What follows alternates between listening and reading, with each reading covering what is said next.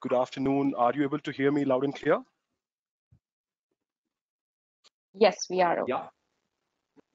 Perfect. So again, thanks a lot. Welcome everyone. Good afternoon. I hope you are all having a great summit. Welcome to the panel discussion. The topic for today is adding intelligence to spend management for a holistic view and great employee experience. We have a wonderful panel assembled here. We are delighted to have four esteemed panelists to discuss today's topic with me. Let me introduce them one by one. We have Mr. Nitin Parekh, who is the CFO of ZydusCadila. We have Mr. John Mulhall, CFO of Tata Chemicals. Mr. Laxminarayan Achar, Head Planning and Cost Management at ICICI Bank. And Mr. Krishnan Ramachandran, Senior Vice President F&A and India CFO of Hinduja Global Solutions. So thank you for joining us for this panel discussion, and thanks a lot, panelists, for giving your valuable time. Finance leaders have historically been seen as stewards of a company's financial reporting and forecast. While these are very important for today's CFO, CFOs are also expected to work more closely with the company's leadership team in developing and implementing strategies for success based on data that today's technology provides. As I say, there is a short-term, medium-term, and a long-term strategy. And this is like playing a cricket match when you play T20, one-day international, and test match cricket. In the current uncertain situation, the CFO's ability to impact company's operation gives them a key decision-making role. This creates an opportunity to support infusing innovation and insight into the company's DNA to support the new requirements of today. As companies place finance at the center of their operations, CFOs have an opportunity to contribute to shifting companies' culture towards a more agile model. So, when finance leaders like you and me transform the way you run finance, you transform the way you run the business. The digital economy, as we call it, is basically connecting the three I's, as I call it today: individuals, industries, and information. It allows us to reshape every facet of our business and expand our impact in the world. But in doing so, it's driving businesses to ask financial leaders like you to support business-wide needs like greater efficiency, total visibility, and maximum control of risk. And of course, finance leaders are looking for solutions to support and enhance core business functions while meeting critical data and compliance requirement. So intelligent spend management should take a front seat in today's business landscape and any conversation. And every CFO today is looking at a solution that, number one, can scale as the business grows. Number two is something which is easy to implement and support and which integrates with the existing solutions. Number three, provides best-in-class experiences, which is either a user experience or an employee experience. And number four, last but not the least, helping in building financial resilience to weather uncertainty. With this background, let me get the ball rolling. Let me start the panel discussion. My first question is to Mr. Nitin Parekh, CFO of ZydusCadila. Mr. Nitin, welcome to the panel discussion. The question to you is, hi, good afternoon. Today, business world over are battling the impact of global pandemic.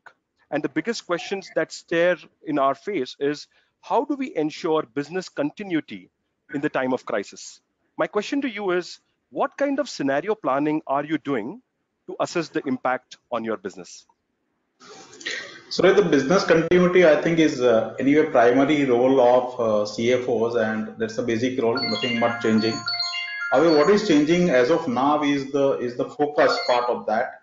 So the focus right now, if I talk from Zydus angle, is to preserve the liquidity, manage and control cost, and sustain business operations.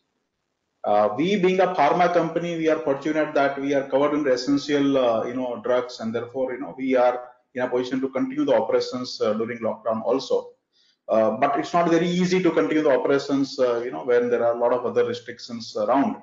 So we are trying to handle this situation currently in terms of the continuity to ensure that we take care of the safety of our employees, whether it is in terms of insurance to be taken, in terms of the movement, sanitization, safety measures, checks, when they enter the office, etc. We are also trying to handle in terms of the manufacturing operations, the continuity of supply. We are looking at strengthening the supply chain, also helping the certain suppliers, especially the focus is on MSME suppliers in terms of supplier financing, supplier help, even advance given to certain suppliers for the materials. Extending credit to the customers wherever required, so that the business continuity gets ensured, and they may be facing some problem in terms of the recovery from markets, helping them in terms of continuity of business, and thereby maintaining the entire value addition. The focus also comes in terms of day-to-day management of liquidity. So with that too, we have been doing this on a monthly basis. The cash flow planning is done on a monthly basis. The forecast is done on a monthly basis. The scenario analysis now works more effectively and more minutely, in that sense that while there is a 3 months, let's say, rolling forecast of revenues, cost, and cash flow, what is additional today is that this is converted into monthly and then weekly. We run scenarios like what is the optimistic scenario, realistic scenario, also pessimistic scenario. We work on sensitivity of different assumptions. For example, currently we have come out with a cash discount scheme. So we run the scenario: how many percentage of my customers will avail cash discount scheme? How many of customers would like to go for extended credit? And since we operate in different geographies and different markets with different set of customers, like institutional customers, retail customers, wholesalers, we also decide that in X particular geography for Y set of customer, if there can be Z number of days of delay in terms of collection, what does it mean in terms of sensitivity? So this is done. While sensitivity is nothing new, what is currently being done is monitoring these on a daily basis. And then we have established liquidity management office, whereby all these forecasts are covered into weekly forecasts, and there is a daily cash position report which goes in a summarized fashion. Also weekly updates are sent to the management. So there's a complete control in terms of liquidity. Thanks, Nitin. As it said, cash is the king, and I'm sure you are focusing on the right areas at this point in time. All right, so let me bring in John into this discussion. So John, the next question to you is, what are some of the challenges that the finance function is facing today with respect to spend management, and how are you as finance leader gearing up to address and overcome them? I think you've hit the nail on the head on the introduction. Cash is king, and it will be king for the next couple of years. An immediate focus is required, starting really with the short-term cash flow. And then Nitin mentioned it. We're looking at a standard rolling 13-week, weekly-based cash flow at a CGU or unit divisional level. Every single weekly collection and major payment gets reviewed against budget and against prior year to establish any patterns that are in or out of sequence. What are we spending today? And can you stop it or can you reduce it? What commitments have you made, and what options do you have to mitigate or defer that expenditure? And if you do that, can you quantify the effect on your future plans? You have to be able to do this today. Are your suppliers still viable? Who owes your money and how quickly can they pay? Are they still viable customers in the future? And is your credit management policy still appropriate? And how are you communicating with the late payers? From your internal processes, how frequently are you clearing bank reconciliations? You can't wait for month end now. These are daily processes that you can manage, and the hygiene is incredibly important today. Looking at your purchase order spending authorities, do you have daily reports of what has been spent, how it's been ordered? Do you want to remove the authority for high ticket purchase orders? But then you're trading off efficiency against control. Again, something to manage. Are you capable of managing that level of detail at your position? So that's your internal side. From the external pieces, can you draw down on any existing finance facilities? With new facilities, you're probably looking at 4 to 8 weeks credit clearance. So what can you access immediately? Now, what government options are available? International governments, the UK, the US are offering loans or other finance facilities. RBI is doing something similar for the banks in India. And also, how can you bring channel financing in to support your customers and your suppliers to make them viable on a long-term basis? And then you bring these two together and you try and make it day job. Once you've established the basics, how do you automate these? How do you regularize these very, very manually intensive programs that you're implementing? Customer supply monitoring, cash monitoring, purchase order policy and credit policy adherence. How do you make sure you're catching these as an early warning of potential problems coming up? How do you bring in real-time analytics and policy control into your system, which we discussed earlier in the session? And finally, this should not be a surprise to any finance group. This is what we do normally. It's just perhaps the level of intensity that we have today, and also the attention of the board. So there's an opportunity to get backing for investments in your systems. Today's the day to go ahead and go with that. Thanks. Perfect. Thank you, John. I could capture most of the points that you mentioned. You mentioned about cash flow management, visibility, liquidity, cost control, supplier risk, data integration, policy adherence, audit, etc. And believe me, I think very consistent theme across most of the companies who are navigating their way through this pandemic. Which brings me to a very important point. I think there are 4 things that we can do as part of spend management process in terms of how do we make it more efficient and effective. One is basically employing a nimble approach to managing data, embedding intelligence from end to end, connecting across the business and not having a siloed approach, capturing data beyond the 4 walls. So we also are very much required to look at the supplier profile, the banks, the third parties, etc., and easily adding extension and enhancement. So again, thanks for sharing your perspective. Krishnan, let me get you in on the next one. How are you fulfilling the risk, compliance, and sustainability charter of your business?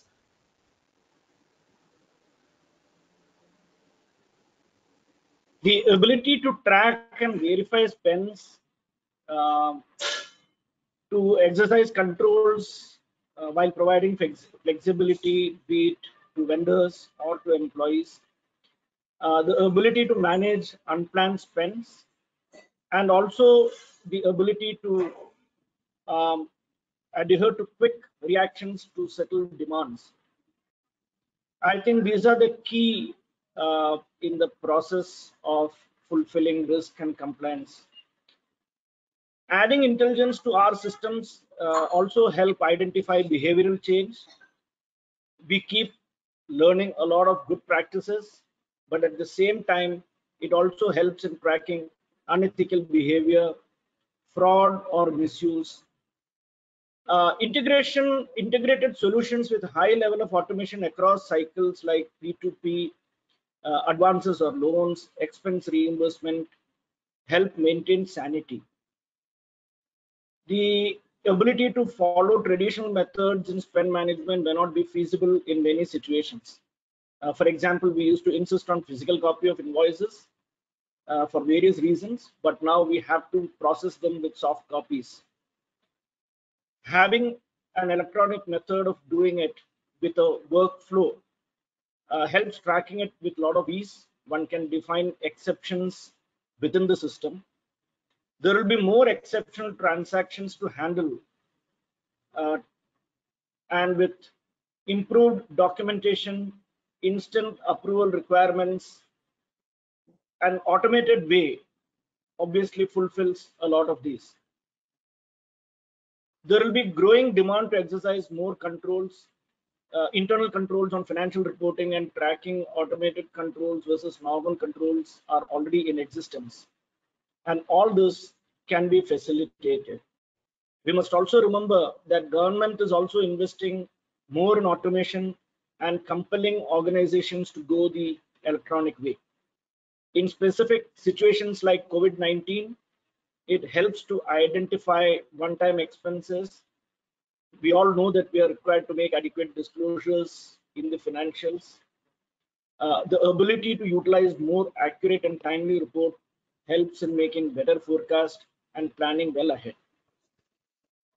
Compliance predominantly involve evidencing accuracy, and this is achieved with the ability to design the required reports. Thus, risks are identified and addressed much earlier in the game. Compliances are adequately adhered, leaving evidence of processes being adopted in executing these transactions.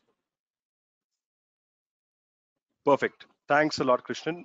Lakshmi, that takes me to the next question. It will be really great to get your perspective on the same. What are some of the key benefits of having an intelligent spend management solution in place? And what are today's employees expecting when it comes to spend management? How have spend patterns changed due to COVID-19? It will be really good to get your perspective on this. Sure. Thanks for having me here. Like say, as some of the concepts in your panelists mentioned, cash is king. One similar concept here would be income is uncertain and expenditure is definitely a certainty. What I mean to say is that in every organization, expenditure is one aspect of a financial statement in which they would be able to exercise control, whereas other financial parameters like say income, turnover, and similar aspects, the ability to exercise control is more so in today's scenario would be far limited. Hence, it becomes very imperative that for an organization need to have full information on its expenditure to exercise this necessary control on it. Essentially, expenses can be categorized as non-discretionary, partly discretionary, and fully discretionary. An organization would need to undertake the non-discretionary spends because it is what keeps the engine running, and that they would have a limited choice over that. Or when it comes to discretionary spends, an organization can decide, can have much more flexibility, can decide the time to spend, when to spend, how to spend. All these aspects can be decided and in a much more detailed manner exercise control.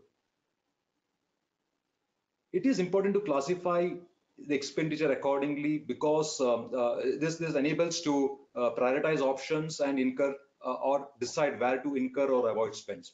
I believe efficient spend management solution is the key here, and which helps an organization to have full intelligent information about the expenditure, a system which tracks information from indent to payment, giving detailed information about the type of spend, the quantity, volume, value, all information available in a single place, enables an organization in facilitating decision making and in endeavor to control spend. That is where I believe the spend management solution is very important for an organization today. When it comes to employee expectation, I would say gone are the days when an employee in earlier situations would have kept track of all or expenditure they would have incurred on behalf of the organization, say travel, associated cost, put up a physical voucher, move the documents from desk to desk to get it approved. Now it is a smart and efficient way of doing things. Everything can be handled by a smartphone. Information can pass seamlessly electronically from the employee to the organization with the aid of these various solutions available.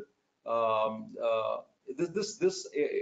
think the benefits are twofold. One, for the organization. For the organization, what essentially happens is that now the cost of ensuring compliance would come down. Compliance can be ensured that the spends are within the framework or the internal policies of the organization and can be tracked more efficiently. And for the employee, when it comes to his experience, it's a better experience and a faster tag. And this is where I would say employee expectations towards the spend management solutions are changing. The change patterns which you mentioned in terms of the kind of expenditure which an organization would be incurring, I am pretty sure that we might see a drastic change in the way in which an organization will operate. The work from home concept will have significant bearing on various aspects. For instance, the rentals on commercial premises would be impacted. Travel and conveyance will be substantially lower. Customers opting to prefer electronic transactions will also have a significant impact on various organizations or various expenditures of an organization. So all those administrative expenditures can be expected to come down. But this would be aided by technology, and hence a shift in expenditure would move away from many of these categories, earlier categories, towards technology. Technology expenditure could be higher, which would essentially be providing efficient solutions to organization. In fact, like say, the investment in the IT infrastructure would to a great extent shrink the physical infrastructure of an organization, ensure the business continues with a better efficiency as well. My take on this is that the the cost to income ratios and various other cost metrics may see a drastic improvement based on the present scenario which we are envisaging. Thanks. Thanks, Lakshmi. My view on this is, if you look at intelligent spend management, I think it includes three capabilities, right? Number one is managing every source of employee spending. Number two is managing it across categories, and obviously the third one is bringing that data into one unified view. From a better employee experience standpoint, we keep hearing that better employee experience is good for business. And here are some of the statistics for you guys. We typically, with better employee experience, we see 17% higher productivity, 21% higher profitability, 4.3x increase in earning per share, and 24% lower employee turnover. One additional point that I just wanted to add to what you said, Lakshmi, is millennials today, who now represent the majority of workforce, are instinctively comfortable with artificial intelligence, and hence it is very important for us to use a intelligent spend management solution that really creates a better employee experience as well. With that, let me go to Nitin. Nitin, my next question is for you. The rising complexity in managing financial spend data hinders our ability to view or analyze it. In your experience, how are companies tackling or managing this challenge to ensure data-driven decision-making is supported? How are you today leveraging data to create improved spend visibility, cost controls, and of course, compliance?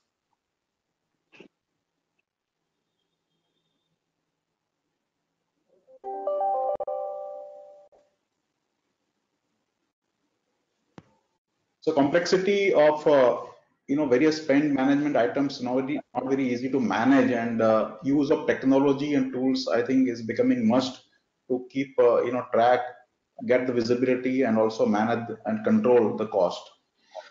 In today's time, what we have done is to classify the expenses in terms of major items and put the priority order. For example, we have priority of payments starting with employee payments, then statutory payments, then all plant utility related payments to ensure the continuity manufacturing operations, then payments for materials and supplies which are critical, and fifth categories are all kinds of discretionary payment, whether of revenue nature or capital nature, but which are of must to have category.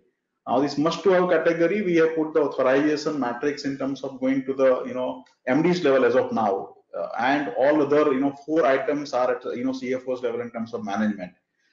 All the expenses paid by different business entities across the globe need to be reported on a daily basis under this particular matrix. So that is helping us in terms of visibility and control. I think this pandemic has given a golden opportunity to revisit the cost and really experience what zero-based budgeting is. That you say there is a zero budget for, let's say, office travel. Now all of us have been talking about zero-based budget, and I think while the concept is very good, implementation has its own challenges. But I think we have got this opportunity where we are now really experiencing what zero-based budgeting is, and then if we can make it as a part of our DNA of the organization, I think that will be very good way of managing this. In terms of managing this complexity, what we are doing, there is a plan in terms of the forecast that we get of cash inflows. Based on that, we give the visibility to our spend department in terms of what is the funds which will be made available during this particular month. We also run, as I mentioned earlier, we also run the sensitivity, and therefore we give the range of values that you will get, let's say, in this particular month, 300 to 400 crore rupees, for suppliers of material and services. That's the visibility part. But then we work on a week-to-week basis. So actual inflow of first week gets utilized for disbursement in week 2, inflow of week 2 utilized for outflow of week 3. Therefore, while there is a visibility and there is a control, both we are trying to achieve. So the visibility is a total level, but actual disbursement and commitment takes place based on the actual collections which you have done. And this information getting monitored on a daily basis is what gives us power in terms of management. We also use SAP's funds management module. We are very strong in terms of budgetary control. So not only the payment cannot be made, the commitment can itself not be given unless it is first cleared through funds management module. So that's the power of SOP which you are utilizing. And in terms of various supplier and cost control, we are also utilizing SAP Ariba, which gives a lot of benefits in terms of management and getting the suppliers at the right price. Also running reverse auction and other tools given by SAP Ariba. Thank you, Nitin. I must add that, and it is pretty fascinating. A single invoice is actually supported by 15 people on its journey, and 63% of finance leaders say that they have received duplicate invoices, and 33% of them actually say that they have ended up paying it more than once. Right. So by automating the overall invoicing process, you not only reduce the risk of paying in error, but it also ensures that there is higher compliance, and you're also spotting fraudulent transactions as well. So again, thanks for sharing your perspective. Krishnan, I'll be really interested in getting your point of view on the next question. What role has technology like machine learning and artificial intelligence played for finance leaders? If you can give some examples on how these technologies are helping in enhancing employee experience as well as improving productivity, that would be great. Technology has always been an enabler to manage business. But with the advent of machine learning and artificial intelligence, it provides a fantastic opportunity to scale. Artificial intelligence has given the ability to make automated real-time decisions and respond instantly. It has especially shortened the time taken to process large volumes of data, and also helps in identifying varied patterns of usage. Some of the examples could be mobile enablement of employee-related transactions with finance. Banking has changed so much that some of the millennials probably have never visited a bank. Payment gateways have changed the way we think about financial transactions. Business have started to extend their arms to control the finance cycle. Already multiple systems are talking to each other in deciding the action on various guidelines and parameters. Artificial intelligence and machine learning are deployed on transactions in O2C, P2P, employee spends, general ledger entries, cost allocations, compliances, and MIS reports. It has, in fact, added in improving intelligent forecasting and designing accurate and timely reports. One of the key activities in the finance organization is to leave an evidence of transactions or processes. And one of the struggles the finance folks face is an important activity called reconciliation. One of my earlier mentors defined reconciliation as walking from point A to point B without knowing the path that was walked and then struggling to trace it back. Automation has eliminated reconciliations in many areas. It has reduced transactional entries, resulted in more accurate and timely reports, accurate forecast, and better decision making is facilitated. So now the question is, how are employees, what is the experience of employees? Employees who are part of the finance organization have lesser hassles in recording transactions or preparing reconciliations or leaving adequate evidence. Therefore, they are now involved in brainstorming and decision-making activities. They experience the satisfaction of having grown in their jobs. They also carry a wow feeling that they are part of the progress in technology, and work has suddenly become more interesting. Employees who are customers to the finance team have experienced faster responses and turnaround time, simple processes to follow. The general experience has significantly gone up, and they feel that they're treated better by the finance team, and that's an important feeling. It has improved the ICICI scores significantly for the finance team as such. Perfect. Thanks a lot. Lakshmi, anything that you would like to add to what Krishnan said? 3 points. I believe technology is a key influencer for finance leaders as well. These concepts like machine learning, artificial intelligence have essentially helped significantly in improving the business performance reporting and also financial reporting.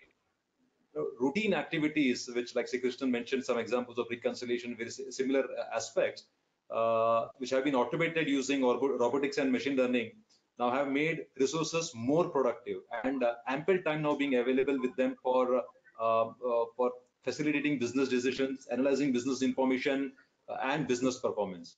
Now, I believe this has also helped in investment decisions for organization, as the ability to predict business outcomes linked to external environment has improved significantly. We are in a much more better position to take what if scenarios with the probability of forecasting or forecasting the result to a near actual outcome kind of a scenario.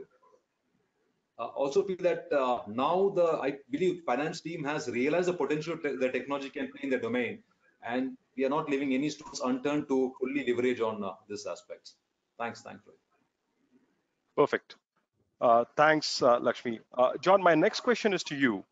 Once the lockdown is relaxed, keeping in mind the consistently changing market, environmental and locational situations, how are you looking to keep employees safe during business travel, be it local, domestic, or international? I don't think we'll be in a single release, but more a staged approach. So that means there'll be no pivot back to what we were doing before, no return to past behaviors immediately. And I think there'll be a near-term reluctance to travel by anyone, more about a worry about either a second wave or some other new issue that's going to arise that we just don't consider today. And we also need to consider the implications of home to work travel as well. We can look at business travel, but I think they also have to think about how do people get to the office, and will that remain appropriate going forward? How do we handle social distancing requirements and also health screening or temperature screening at the office locations? How do we handle travel on trains and buses and other public transport as well? And business travel itself will become by exception rather than by the rule, as a last resort, and only with the concurrence of the other party, because it's not just about me, it's their risks as well, and how they choose to manage how they believe their risks set out. If it's absolutely critical, then there'll be a requirement for a significant amount of pre-planning, the full understanding of what the government and company restrictions on arrival are at both sides. And we'll need appropriate insurance or physical backup measures in place to support our people when they travel. Meetings will move towards more service locations with microsites built more than the general offices themselves. And there'll be a necessity to have immediate access to transport, health, and security as well. These will be critical options of protecting our teams when they travel. But I think there's something more than that. As we move away from a focus of working from the office, how do we make sure we can still develop ourselves, our teams? How do we set objectives? How do we change processes? How do we set strategy both within the company and with our customers and suppliers as well? There's many things there that we need to think about. They'll be changing rapidly, and what we described today will not be what's going to be available in 6 months or 12 months times, as companies take opportunities to provide more solutions for us, and we can take advantage of them. Perfect, John. Thank you for sharing your perspective. Nitin, anything else that you would like to add on top of what John said? So far as the movement of employees within the city is concerned, I think there would be restrictions and several measures to be taken. For example, movement of people, for the purpose of meetings. I think meetings can be done on MS Team onwards, many other means. If it is to, let's say, deliver certain papers, for example, to bankers or insurance companies, there also where the signatures are required and signed papers are given, we are exploring at all possible whether the digital signatures, digitally signed papers would do rather than physically signed papers, and you can scan the papers and send them rather than sending people. So that will be one way of restricting movement within the city. When it comes to, let's say, domestic travel, the distances are not large enough. For example, it's 400 to 500 kilometers like Ahmedabad to Mumbai. Then one can think about, if it is again a must to have a personal visit, going by four-wheeler and on an individual basis rather than using any public transport, at least in the initial few months. When it comes to foreign travel, I think there is something like a temporary and permanent. Temporary in the sense that there are going to be restrictions, almost not having a foreign travel for next few months before the vaccine is found and the disease gets under control. The second part, which is a more of a permanent nature, would be that all organizations are going to look very critically whether travel in the first place is required at all, because it's a good feeling, human touch, face to face, all these aspects are there. But I think now organizations learn that many things are possible to be done even without personal meetings, and therefore I think the foreign travel as a whole is going to undergo a major change. People are going to use more and more technology means, including video conferences and other means of communication and visit, where including more sophisticated telecommunication devices, which almost give you impression that you are sitting together. Those things may be used, and that's going to change the way for foreign travel and interaction with your business associates for all times to come. Thanks, Nitin, and completely agree with your views here. I think the way we travel and the way we look at travel is going to undergo a significant change as we look ahead. With that, we have time for only one question that we can answer from the question is posed by the audience. The question is from Avik Roy. The question is, agility in response by the finance team is key to manage the intensity with which internal and external stakeholders are expecting support from finance team. Can the panel share perspective on how the finance teams are becoming more agile? What kind of tools are being leveraged for the same? I will just open this up to the panelists. Anyone would like to take a shot at this particular question, please? So I'll go for it. I'm audible? Yeah. So essentially, I believe, Yes, finance plays a key role in an organization. The role of a CFO is now all the more keenly observed, especially in today's scenario. As we mentioned, the scenarios plays out on a day-in-day basis, and in some instances on an hourly basis. How the keeps on changing. Like it is very essential that business scenarios have to be projected. Various what-if situations has to be established, and accordingly engagement with the various stakeholders of the organization need to be taken up, just because, like, say, any situation, how do we respond? How does the organization respond? So that kind of an scenarios building would be done by the finance team, by the CFO's team, and projected to their business counterparts to evolve a solution with which the organization can move forward confidently to meet any scenarios, any situations. And I think this is where the role of CFO and the finance function is more critical, especially because they have all the information, they have the ability to understand, judge where the organization will move, how the industry is responding, and all those informations they are in a position to assimilate and put it across in one seamless manner. And I think that's how the finance team can play a very important role in these scenarios. Just to add to what Lakshmi said, basically you will Perfect. see that finance organizations have sort of started imparting training on artificial intelligence, machine learning, and the methodology to adapt all of this significantly in an extended way.